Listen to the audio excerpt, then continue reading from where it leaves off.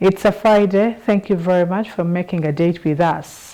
This is the Uganda Catholic Television and you are watching Uctv News with me, Sunday Gloria Aboch. Now, the Archdiocese of Mbarara Development Association, AMDA, has officially launched its annual Caravan 2025 under the theme Pilgrims of Hope. The launching ceremony held at Hotel Africana was presided over by Minister for Internal Affairs, Major General Kahindo Tafire, who commended AMDA for its philanthropic efforts in supporting less privileged. As a gesture of support, he contributed Uganda shillings 10 million to this year's caravan, which will be hosted by Nyamitanga and Kibona parishes in Mbarara City. Flagging off caravan. The AMDA Caravan is an annual flagship event that spans 3 days, during which selected locations, typically Catholic parishes, are visited. The aim is to inspire a positive mindset shift and provide essential services free of charge to the most vulnerable members of the local communities who may otherwise be unable to afford them.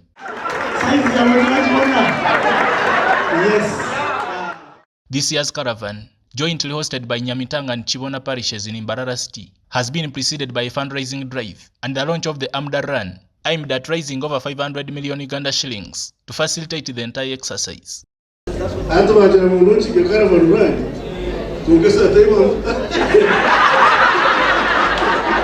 Major General Kahindo Tafire, who officiated the official launch, commended the association for the philanthropic efforts of extending essential services to less privileged, as embedded in their motto, Ora eto labore, loosely translated as work as you pray. Nienda kwasima ahagugu muhimbo no muzimbo kukureba ngo mwine ebimukweta caravan. Mwenu ekikushemeza munonga nokora caravan teri mukushaba kunga. Baza nareba moto yanyu ora etrabora. Abatakumanya ururimi rwitu ruriya ntibasa ora pray and work. The woman member of parliament from Mbarara City, Rita Atkwasa, expressed her gratitude to this initiative and implored the rest of the religious and social denominations to borrow a leaf from this invention and stop waiting on the government to do each and everything for them. All individuals within Uganda should know that work is not just by government, it is by government and stakeholders like religious institutions, like the private sector, but also to you as an individual. Give your contribution one by one. Development in all spheres of life, spiritual, economic, education, so all these spheres of life. You cannot talk about complete development when you talk about just one field. And so we are happy to associate with AMDA. According to Mr. Chris Gumisiriza, the association's chairperson, this year's caravan is expected to be more unique than the previous events, given that it has been allotted with more exceptional services, particularly in the medical camp, where they are planning for 13 clinics. We are going to have 13 clinics, specialist clinics, in which we are going to offer services free of charge. In most cases where I've been, we have seen testimonies, we have seen people changing mindsets, we have seen people walk, we have seen people able to see because of the surgeries that we offer. So this year it's unique because we are going at the seat of the Archdiocese. And this time around we had 4 applications and we chose Nyamitanga because of the centrality, but also the Archbishop also extended a special request to host this caravan. Stephen Magara, the coordinator of the Kampala-based Nyamitanga parish, one of the co-hosts of the event, provided insight into the expectations of the prospective youthful beneficiaries by highlighting on how the caravan may positively transform their livelihoods. Especially on the youth side, by empowering them so that they can have the skills, especially to help them empower themselves economically and financially. The impact of these caravans, a lot of it is seen on the day of the caravan. You'll see the medical camp, many people come, they get treatment of all kinds. Since its inception in 2013, the association has impacted over 27 Catholic parishes across Mbarara Archdiocese through its annual caravan, which features interactive sessions, generous delivery of exceptional medical services through the iconic medical camp, training sessions, among others. Joseph Kabale, Tony Luli, UCTV News.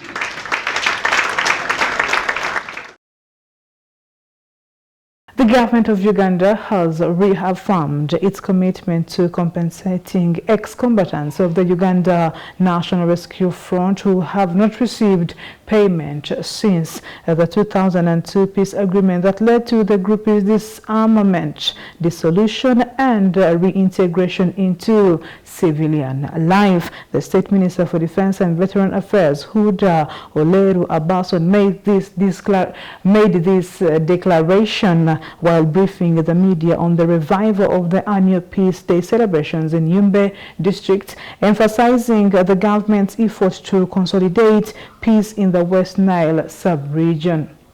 One remaining group that we are going to launch the payment is the one of General Moses Ali, UNRF. In fact, the mother of all these groups, most of these groups continue to evolve. When you look at the membership, they continue to evolve from that group. So government is prepared now to go and begin to pay them. The issue of West Nile bank front, we had more than 5,000 people. We have paid more than 4,900. If the people have remained, they are less than 100 that we are concluding in this peace day. They're even going to receive their money before 12. That one is another done deal. We are now ready to move by this weekend so that by next week we are on the ground in West Nile to make sure that the peace celebrations are fruitful.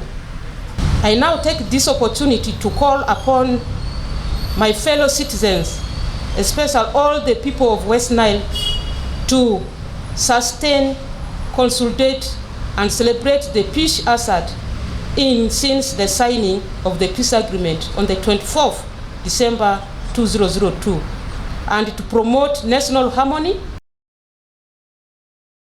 Security representatives from various agencies convened in Gulu to strategize on resolving the escalating tensions in Apaland, a contested area between Germany and Amuru districts in the northern part of Uganda. Major General Felix Busizori, the 4th Infantry Division Commander, chaired the meeting and emphasized the need for a unified security task force to maintain stability in the region.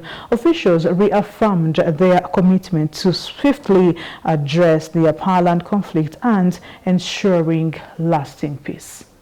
So politicians should desist from pressurizing security agencies in releasing the criminals. We have come now to a common understanding where we would work together as a team to see to it that we bring total peace in the areas of Apa. My appeal to the people is, please, we are Africans, we are one person, we have married among ourselves. For how long shall we continue killing? And culturally, you know, when we kill, what happens? Actually, we are affecting our next generation, which is not going to be good with us.